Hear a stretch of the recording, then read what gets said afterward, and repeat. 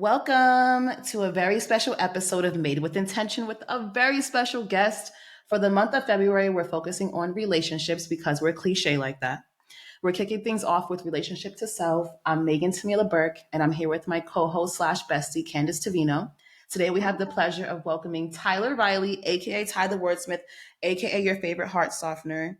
Hi, Tyler. Thank you so much for being here. I'm so excited. Absolutely. Thank you. I love talking about relationships, and I'm cheesy like that too. So You'll fit right in, especially Candace is a huge fan of the cheese. yes. Love the cheese, guys. The heart softener thing, it really stuck. I found that a few years ago, and I feel like that is absolutely like the name for me. So I just am happy to share it, and I feel like it's all about love. It's all about love. I love it. It's very to the point. Yeah. Like and it also fits, me, I'm thinking of marketing. Like heart softener, it stands out. It also fits all of your offers because, we're gonna talk about relationship to self, but you also do branding and professionally, right? And so I do think of like the other side of it is like it says what she does. All her offers can fit under this umbrella. Yeah. So great job. Very well done. I think it's really cool because I think we're kind of sold this idea of hustle, work hard, women can have it all. And it's this very almost like masculine energy that we're sort of, we put it on a pedestal where we're really driven, we go. And, whether you go to college or you get out of high school and you go right into the workforce and you just go. And I think what happens is, at least for me, you hit like mid 30s or upper 30s, and all of a sudden you're like, I am so burnt out and I really just want to soften and lean into fluidity and gentleness and being quieter and just exploring more of like that feminine energy. So I think that really speaks to heart softener, really speaks to that whole kind of phenomenon that I personally have experienced. I know some of my friends have experienced that too, so I don't think it's unique to me. Absolutely. Preach. I know I have. Yeah. Have I?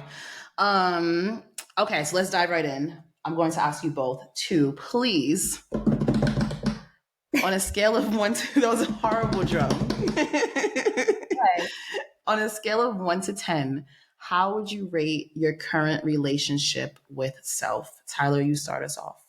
Yeah. 10 being we never been closer. Okay. Yeah, I would say like an 8.5. It's really good. I'm feeling it. I'm feeling my relationship with myself right now. I would say it's the best it's ever been, and the only reason it's not a 10 is because I have a couple promises I'm trying to keep to myself, and they're in progress. But I mean, it is beautiful, the journey, because if you asked me a few years ago, I probably wouldn't have said 8.5. So yeah. Candace? I totally feel that. I think that I'm only now really getting to know myself, and is in therapy. I work with a therapist who does like parts therapy is what it's called. So it's like this idea that there's like an anxious part, there's a angry part, there's a shameful part, whatever these different like emotions that you're experiencing, they're actually like a part of you and they're not the true you. And so looking at my life and my behavior and myself from that lens is bringing me more in touch with my authentic self and kind of getting to explore the different parts that make me who I am. And I think that since this is all very new, I'm very, very aware because I'm doing the work and I'm reading the books and you doing the work, quote unquote homework. It's like, yeah. So I'm not 10 out of 10 there, but I am definitely getting very in touch with myself. And it's been sort of like a cool, curious friendship with myself that I'm sort of forming and learning and bonding to. So I would say I'm also about an 8.5, but got some room to grow for sure. How about you, Megan? I'm probably, as no surprise, I'm an 11 out of 10. Yes, you are. Because there's room to grow. There are promises to be made, but at the end of the day, there's no one I'm closer with. There's no one I love more. There's no one who holds me down more. We've been through 34, almost 35 years together. We still rocking. There's no one who's more supportive of me.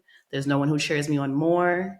And so whatever happens next, inshallah, that we see tomorrow, yeah, I don't think my relationship with self has nothing to do. I had to learn for me to all my overachievers, I had to detach that love from what I'm doing, from goals, from the next thing. It's like, no, it's we right here at on Tuesday, February 6th at 6:32 as me as a kind, loving human that I am. So yeah, I'm an 11. I love me more than any person on this planet. I love that.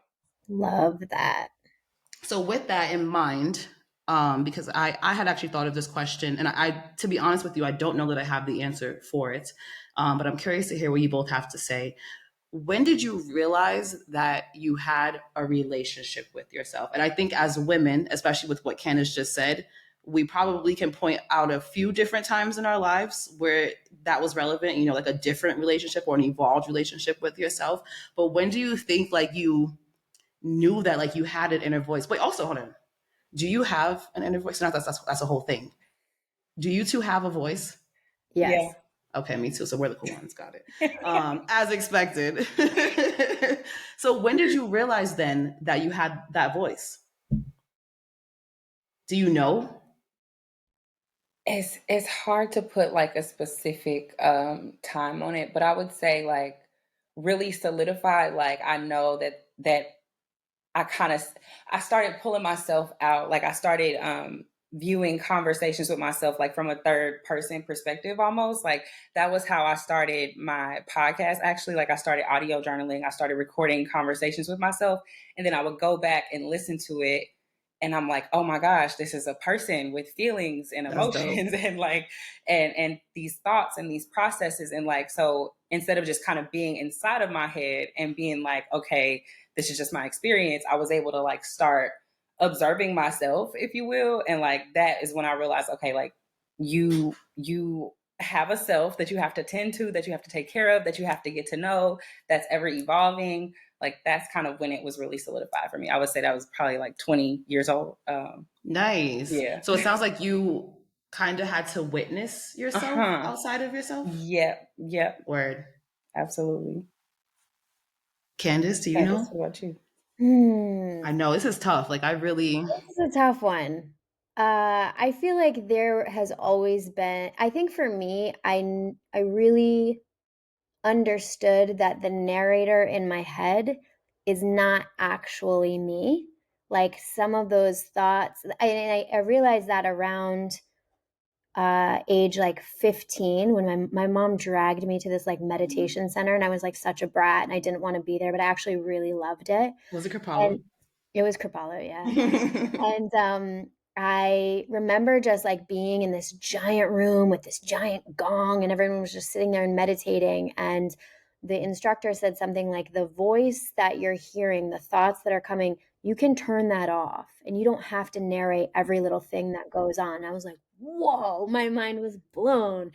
And I think that was the first time that I realized, I don't know, I guess that I am this whole real person with all these different components and these different, I don't want to say voices, but like I can control the narrative in my head, and I have the power to change how I feel with that narrative, or even turn that narrative off if I just simply want to be as a human and sit there for 10, 15 minutes doing meditation or whatever. I could just simply be and turn that switch off of the voice that's like narrating and saying all the things. So I think that was probably the first time that I realized it, around age 15. But Shout out that's to your not to say mom. like I mastered the art of, what that narrator says by any means. I still haven't, but it's a constant evolving job, I guess. What about Say it you? again. Yeah. I think mine is twofold because I like what Tyler said about it's like that witnessing yourself thing. Mm-hmm. And on one hand, I feel like I was able to witness myself through my confidence as a kid and seeing how I was received, if that makes sense. Because even now, I'm very much so like, oh, I'm just here. And then I people react to, I guess, me being here as a Maegan, and I'm just like, oh, word, oh, it could be good, it could be great, whatever it is, right? So on one hand, I think it was that as a kid, especially like I was, I'm a chubby little Black girl with a lazy eye, and I'm just la la. I think for a lot of people that would have been something to kind of pull you back, but I don't know, it just didn't register until I got to witness other people again interacting with me, and then I realized that I was like this entity. And then come my 20s, I think that is when, who knows how, maybe just life and just listening to how people speak about themselves and how they speak to me, I started to be able to see my reflection in people. And I just started to see, so I think also, I think it's my travels, honestly. Even just now in the Uber, this guy, he's so proud of me. Like everyone, they're just people, it's just a vibe. And through my travels, seeing like how well I was received, even as I entered the Uber and just so loved everywhere I go, it was like, oh, damn, like who is that person? Like I want to fuck with her. And it's me. And so through seeing how other people are just so immediately like, who's this? I'm like, oh, let me find out. I don't know. Yeah, so I guess my travels actually. So somewhere around 2021. Can I add one thing? Yeah. For anyone who, what you described is something I've been experiencing recently because I'm doing this like main character homework. The And best homework. basically the idea is I'm going to put this as homework to anyone listening. If you want to see how your inner thoughts in that narrator can change the energy around you, the aura, if you will, around you, try this. Wherever you're going, just imagine that as soon as you walk through that door, you are the main character in this movie that is your life. Okay. And what is that person like, that the happiest main character, that's the character that just she's that girl. I have been doing that at the gym, and people of all walks of life, hi, how are you doing? How's it go? It's the craziest thing. But I just have the friendliest people, and it's not, no one's hitting on me. It's not like that. It's Mm-hmm. just like you are exuding It's all warmth, love. and it's all love. And I get that back. And it's just so interesting. So I really want to pose that homework to people listening. And just, I promise you, when you step through the threshold of the grocery store, the school, the work, wherever you are, if you want to be that girl or whoever you are, just think to yourself, I'm the main character, everyone loves me, I'm exuding love, like those kind of thoughts. You'll get it right back, and it can change the whole course of your day. Of your life. Yeah. Of your 1000%. life. Yeah. That's all I've ever known. And I didn't, when it's all you've ever known, you don't know that it's not a thing, right? You don't know that it's not a norm. And again, until I started hearing how other people speak about how they're received, or oh, this person's always looking at, I don't even think, or oh my God, the people who are like, they got haters. Yeah. Who? First of all, who? I'm sure we all have haters for sure. What do Candace, you think that is? you probably got mad haters. Do you think it's because there's like hatred within, so then Yes, everybody else is absolutely. hating them? Okay. I think so. At least I'll say from my personal experience, I had like a 20-year long friendship with someone, and she was very heavy on the hater thing, and to the point where, me, it's you, we're a glass half full type of vibe. Yeah. There would be times where she would be like talking mad shit about someone, like they were looking at me weird. I remember we were in Marrakesh together on a group trip, and she's like, they stay talking mad shit. I already know they talking mad shit about us. Do you know I picked up my phone and they had tagged us in an Instagram story because we took a picture in Tangier holding hands, and they reposted it, one of them, and was just like, this is friendship goals. Like, this is so dope how these two travel around the world together. And I low-key cussed her out because I said, see, like, wow. it was on a huge platform of like 50,000 followers, and they were just like, this is friendship goals. Wow. And as no shock, I'm not friends with that person anymore, because this was a theme. But that, I think it's that, Wow. get what you give and vice versa. Okay, so then with that in mind, with all of this in mind, how do you because Candace, you mentioned already, right, that you're doing the work. We probably have talked about it so much this season, probably every episode. Sorry, everyone. We're a self-improvement vibe. Can you tell? How to nurture your relationship with self. And I guess I have a question for both of you. It's like Candace, you know how you're in this time of, you have per Candace, a very focused kind of mission, right? I don't know that you know what's on the other side, right? But you like know like to get you there, right? Versus the long-term nurture, right? You're kind of in like a sprint right now versus your marathon, which is your life. So it's like we always are, and it's us. I don't know about you, Tyler, but again, self-improvement vibes. We probably are like, it's a marathon, and then we have all of these sprints.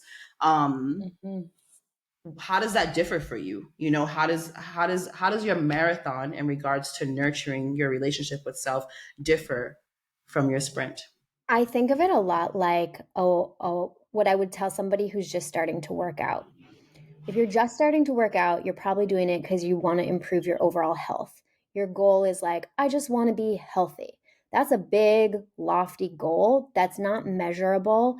And in order to break that down and make it something that is attainable, you have to create. So that's like the big goal, right? Same as like the marathon of, I just want to live a really great, fulfilled, beautiful life. That's so big and lofty. And like, how do we even begin? It's very overwhelming. So what you do is you break it down into smaller, attainable goals. So as I was saying about starting to work out, you just say something like, well, I'm going to start by every this first month that I decide to do this, I'm going to work out 3 times a week each week, and then I'll reassess. That is measurable, it's actionable, it's relatively easy to do because you got 7 days in the week. So 3 of those days, surely we can move for 30 minutes. So it's just like, it's very small. You've now broken it down, and that's the first big step to getting in shape or getting healthy or whatever the bigger goal is. So for me, the marathon thing of living a fulfilled, beautiful, vibrant life, first I have to get right with myself. And there are a lot of like foundational things, childhood trauma, a lot of residual feelings that I need to kind of work through, grief of my marriage ending, my dog passing, like all these things that I have to do and kind of heal within myself as the first big step in order to, like, how can I expect to have a big, beautiful, fulfilled life if I'm walking around with these like bumps and bruises and sadness and this and that? Not to say that there will never be bumps and bruises and sadness and other things, below the surface, but I have to really deal with that stuff and heal, particularly that inner child, before I can get to this like end result, you know what I mean, of this big, beautiful life. So breaking it down for me just looks like I got to go to therapy. I got to start paying attention to, who am I surrounding myself with? What kind of media am I listening to? What kind of music am I listening to? What kind of entertainment am I focusing on? Am I sleeping enough? Just like I got to just take a little evaluation of my life and go from there. I love it. The foundational things, like you said. Yeah. Tyler, I would love your perspective on this because Candace and I both are very, if you can't tell, metrics based. I'll know I'm healed when. So for the people like us, what do you like? How do we gauge, or rather, how do you, if you have an answer to this for you, how do you gauge a successful relationship with self, but also how do you gauge the next milestone, right? Candace obviously very much so has things that she's working toward, whether or not she can articulate them. How does someone like Candace acknowledge when she's hit the milestone? Because we can keep running, we can keep going, right? Yeah. So how do we know when we've hit a time of success to celebrate? Because that's important, right? Absolutely. Absolutely. I think like it starts with kind of knowing maybe where like your problem areas are, if you will. Like, for example, for me, a problem area was people pleasing. So like kind of measuring that is like, right. How, May the church say amen. but kind of measuring that really boiled down to like, listen, how many times have I said yes when I meant no? Like, how many times have I gone out of my way when I knew I didn't have the capacity? Or, how many times have I done the opposite? How many times have I just honored where I'm at? And if I can start to balance it out a little bit more, or increase the times in which I'm truly honoring what I have to offer, then that is kind of a measure for me. And that's something to celebrate, because, I'm standing on what I need to stand on a lot more often, a lot more frequently than I used to. So it's okay if it's not perfect, but at the end of the day, this is a milestone to definitely celebrate. I hear that. That's That's an relatable. example It for me. sounds like a change behavior, and not just Yeah. change behavior, but also watching what becomes instinctual. Like, what do you automatically do? And then, oh, those are the best moments. When you do some shit and you're like, oh, hold up.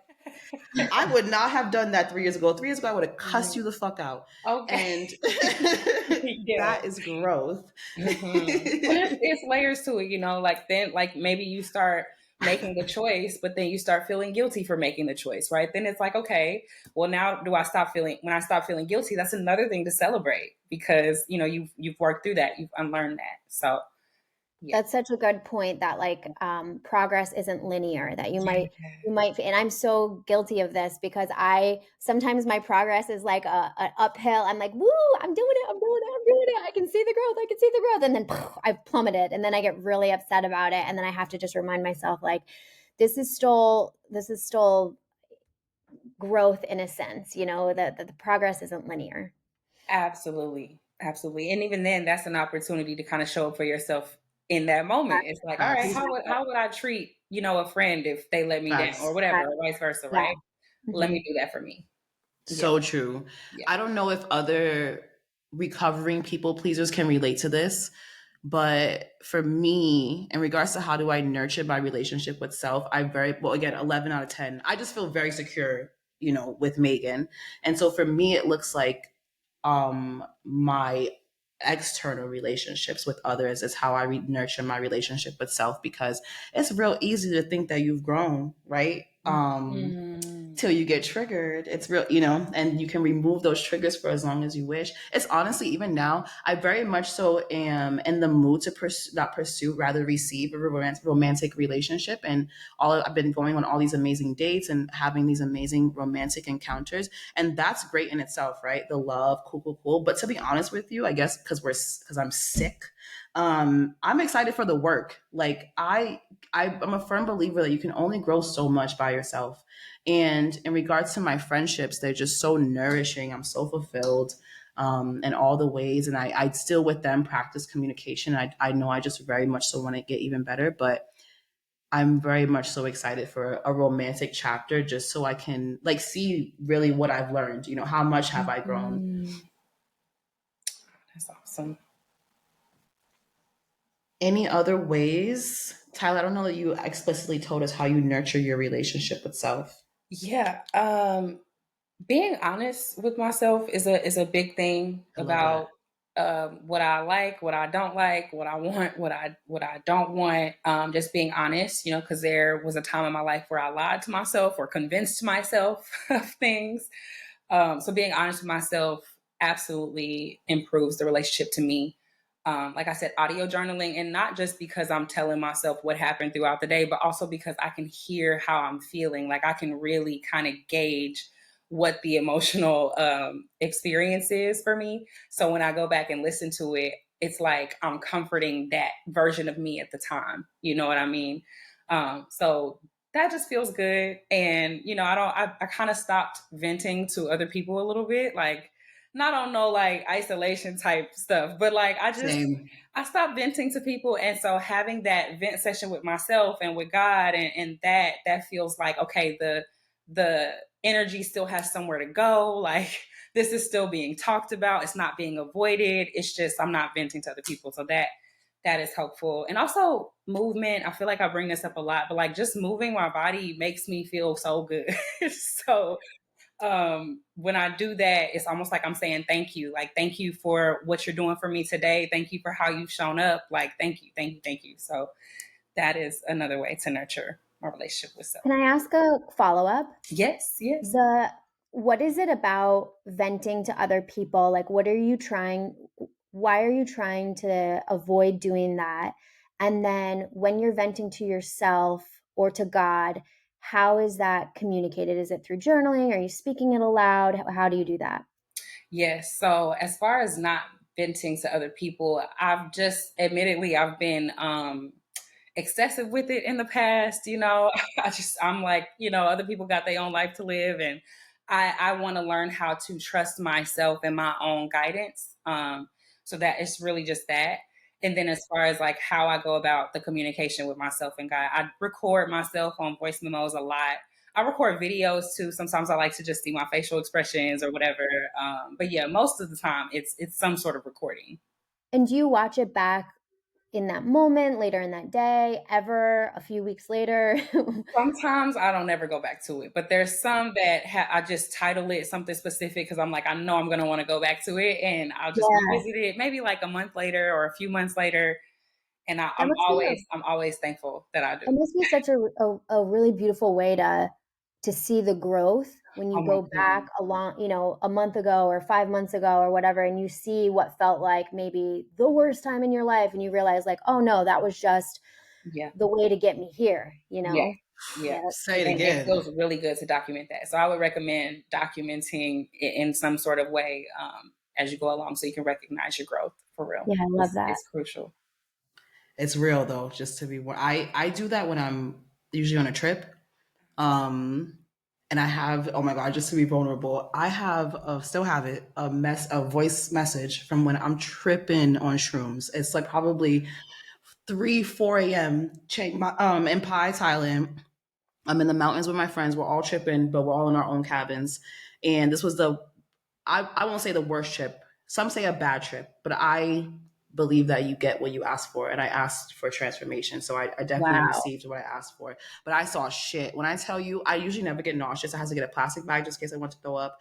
Whenever I closed my eyes, I saw snakes. Like saw 2 snakes coming at me. So I would be like, psych, we keeping these eyes open. I went to go pee, and like white tile how it has like the brown in between. I was sitting there watching, and when I saw a giant roach, and so I'm like, it could be a roach, or it could be because it's Thailand, or I could be making this up. I don't know. Then I'm watching the tiles, and watching blood go through the. I tripped, This makes guys. me never want to do shrooms. And I But microdosed today because I was trying to be productive. I was like, let me see if this actually works. And it really did work. So then I was like, well, maybe it I should works. do shrooms. And I It was like, really no. does. It's life changing, and I don't say this to caution you against it, because even me, I'm saying, right, this could have been a bad trip, but no, this trip, it was just as great as the great, quote unquote, great trips I've had. Shroom trips have changed my life, and I have some tips real quick that I'll get to in a second. But I have a recording of me. I was talking to this. You know what? Let me watch my words. I was engaged with a man for a few months. We had a very interesting Yeah, dynamic. engaged with a ring or like just No, just we had, participating in communication? we were participating in communication, a rapport. Okay. AK, we were together every day. Um, and I'm very grateful for the experience. But in the message, I'm telling myself everything that needs to happen moving forward. Like, you gotta, this is what it is. You love, and I still to this day love this man, even platonically, which is why it hurt so badly, because we separated and it was like a platonic pain, which if way worse than the romantic ones.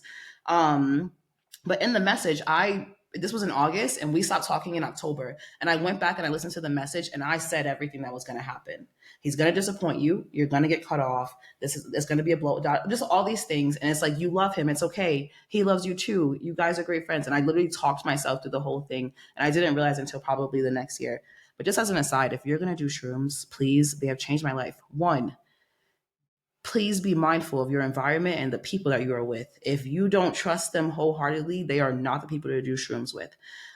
Two, the shrooms are going to magnify how you feel about yourself, very relevant to this conversation, and also what your current state of mind is. So if you are on top of the world, you're just like, wow, this is my life. I love me. I don't know what's next for me, but I just really love my life, and I have a few questions for the universe or God or my creator. That's your time. And thirdly, the third tip is, I always go into it with an intention. Same with, like, I don't know if it's very hippie of me, but I usually go into a yoga shala with an intention as well. And so before I even digest them, I just like ask for permission to hop up in this realm that I'm about to go to. And I usually have a question for my guys. But I've seen my grandmother, like I truly believe that you can tap into whomever you are meant to receive in that moment. So you can get creative with your questions, but definitely I would suggest go into it with an intention. It's not a party thing for me. I don't know how people do that at parties, to be honest. Anything else about nurturing your relationship with self? I wanted to add just letting myself change and be weird. That's something I wrote down. That's something that really is beneficial, not putting myself in a box, allowing myself to kind of explore my quirkiness and all the things about me. That is something that has been really helpful, especially lately. So, yeah. I love that. Like 2 years ago, when I first acknowledged that I was a people pleaser and I, saw my ways, I gave myself a few challenges. One was like, I think it was no September, no works. Oh, it was March. For an entire month, everyone knew that everything that you were going to ask me was no. And so my friends knew they couldn't ask me for favors. They couldn't ask me a quick question. And I said it in newsletters. I said it on social media. I messaged friends individually. I made it very clear. You can't ask me. And people would message me and say, my bad. I take it back. I say, cool, because I'll talk to you on March 1st. That was changed my life. So if you are a recovering people pleaser, I can't recommend it enough. And another one that I did a little bit after that is I think I did like 10. I had to, like, I was counting disappointments, like how many times I disappointed people, because I really wanted to get comfortable disappointing people. And as a people pleasing child and who like held the weight of the household, I was very much so raised to never if I'm going to disappoint anyone, I was raised to disappoint myself, not others. And so I really wanted to get comfortable. Even now, I really try to practice being comfortable with letting people down. All right, well, let's take a quick break. So you have put yourself on the back burner for far too long. Treat yourself like the love of your life this season. You can get a guided meditation and energy reading with me at calendly.com/Ty the Wordsmith. Get the clarity and ease you deserve. This is another question I don't necessarily know. Well, actually, Tyler, you added this question to the agenda, so you can start us off. What is the most damaging thing that you feel you've done thus far in this short life of yours to your relationship with yourself? Yeah. So we kind of touched on it a little bit earlier, but people pleasing by far, because it comes with a lot. It comes with neglecting yourself. It comes with kind of, in a way, being a little bit of a control freak. It comes with just a fear-based kind of lens that you're looking out of a lot, worried about disappointing people. Or it also it makes us not really comfortable with certain emotional expression. We're trying to avoid certain emotions, and experiences. And we deserve a more fulfilling experience than that. So people pleasing by far, but I'm so happy to be consistently recovering from that. I wouldn't say I'm in a perfect position, but oh my goodness, I am so far from where I was. So it's beautiful to see. Congratulations. Yeah, thank you so much. For real. Yeah, it's a little journey, but I'm here for it. So, to say the least. Yeah. Candace, do you know the most damaging thing that you've done thus far to your relationship with self? These are like personal questions, man. Yeah, it's time. Oh, we invited her. I know. I feel like I could come up with a huge, I think I could come up with a laundry list of things I've done that are all equally harmful in different ways. But I think the biggest one is ignoring my gut instinct, the voice in my head, the really powerful female intuition that I think we all possess. And sometimes you just like quiet that voice, even though you got to listen to it.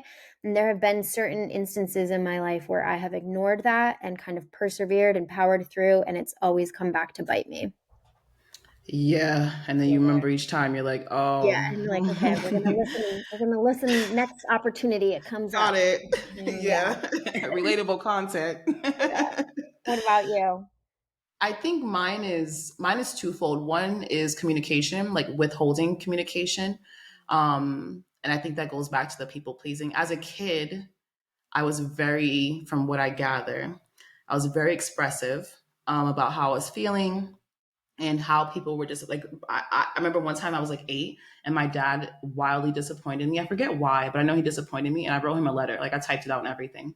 And basically, I'm pretty sure in this letter I said, I have no respect for you. So I haven't changed much. And he didn't address the letter. He gave it to my grandmother and she addressed it. And so there were instances like that in my childhood where I saw like, oh, okay, so no one's really, we're not going to talk about this. Like we're just going to send everything to my grandmother. And then she died when I was 17. So then the communication really stops, right? Because you don't have that matriarch to facilitate it. And so I think I learned at a very early age, you're so sensitive, da da da, to just shut the fuck up. And so I did for a very long time. And I'm just now really learning how to tactfully communicate how I'm feeling with people.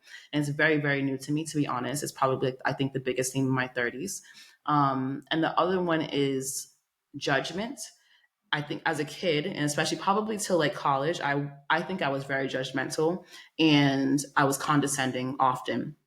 And because I was so judgmental and I so radically changed throughout my 20s, I think I went all the way to the other side, which is still facts. Like you can tell me you already know, you can tell me some wild shit. I'll be like, what else? Tell me, keep it going.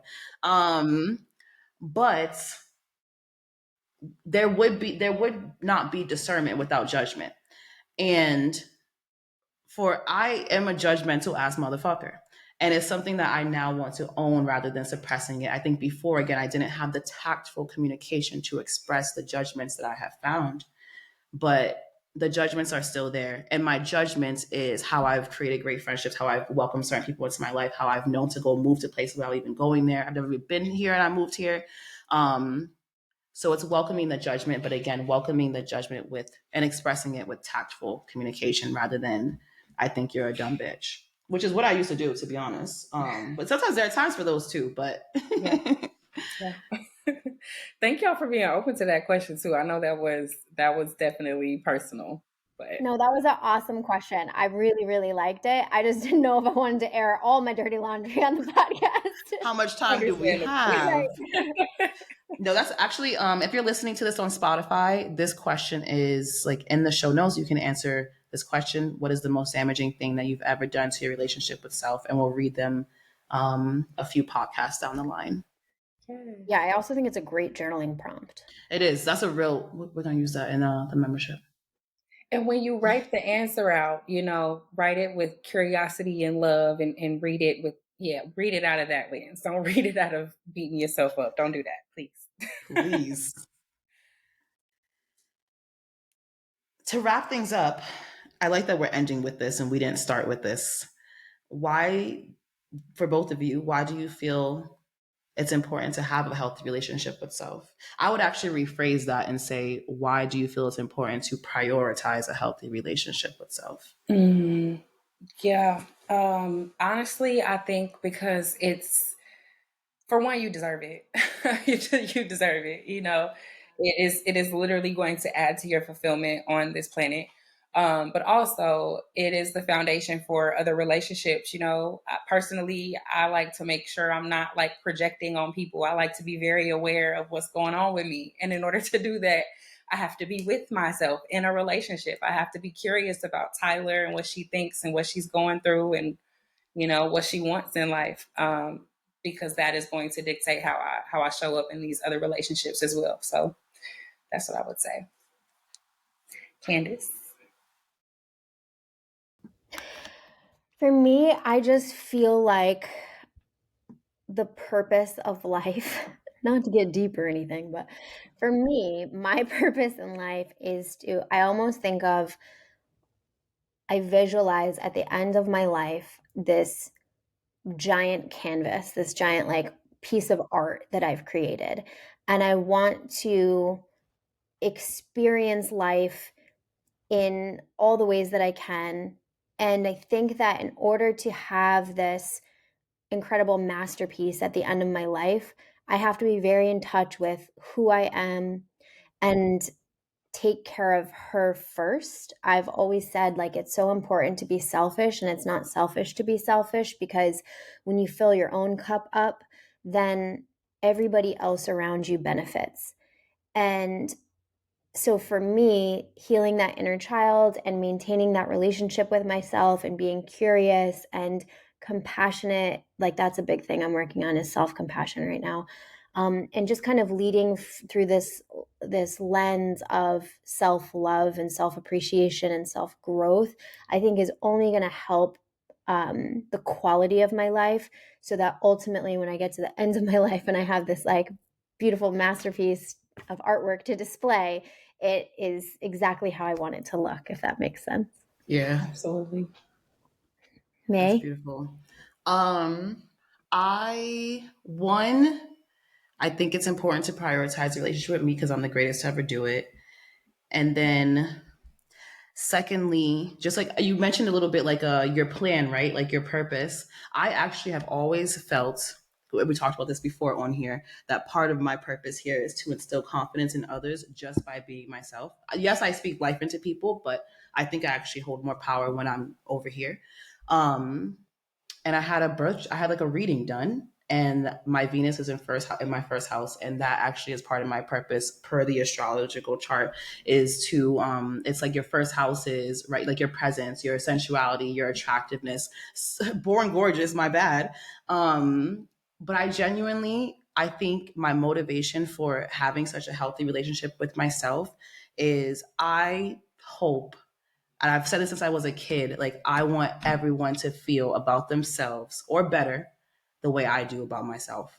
Like since we came out the womb together, we've been locked in, and the way I speak about myself, I know it's not for everyone, but I do that because I really do I want everyone to feel they're the greatest to ever do it. And so if I can help others do that by loving me more, then what better mission for the collective, you know? You really do that too. You are somebody who walks the walk, and you have Thank taught you. me so much in the few years we've been friends. I feel like I've learned so much, and my life has only improved Thank just you. by you doing you and being yourself. So yeah, I think the mission that you set out to do is definitely working. Honored, truly. My next mission is to get paid to be me. I think we're on the right path. So if We anyone are, has any ideas, yeah. but that means that truly like means the world to me. I have to echo that. I just want to say I'm consistently inspired. So, Thank you. yes, do your thing. Any final words from either of you before we wrap it up? Mine is just there's only one you know, and unfortunately, I wish I had a me to play with. Oh, I actually really wish I could play with toddler me. That's been my dream my whole life. I just feel like she would be so fun. But I just think the way that not I think I can say confidently that the way that we love ourselves is a reflection of how we allow others to love us. And it's one thing to say that you deserve the best from others, it's another to demand it from yourself. And so, yeah, take pride in setting high standards for how you love yourself. Absolutely. Yeah.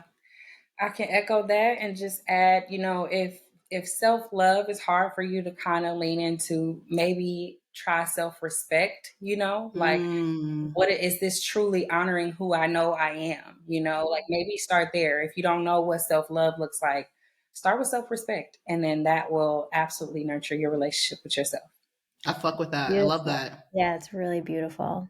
Candace?